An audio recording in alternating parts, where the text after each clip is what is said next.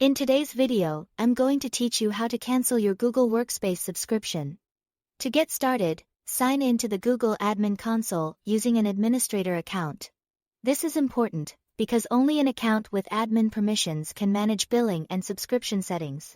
Once you are signed in, take a moment to make sure you are in the correct admin dashboard for the organization you want to manage, especially if you have access to more than one account. From the left-hand side menu, navigate to Billing, and then select Subscriptions. This section shows the active services connected to your account, including your current Google Workspace plan.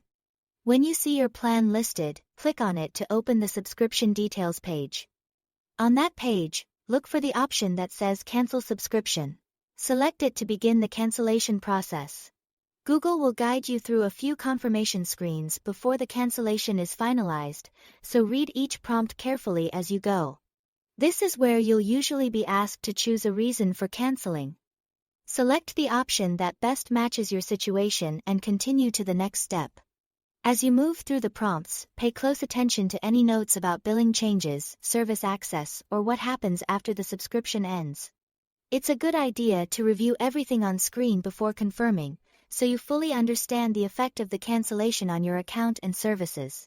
Once you reach the final confirmation stage, you'll be asked to confirm the action and enter your admin email address to complete the process. This final step helps verify that the cancellation request is being made by an authorized administrator. After entering the email, follow the final prompt to submit and finalize the cancellation.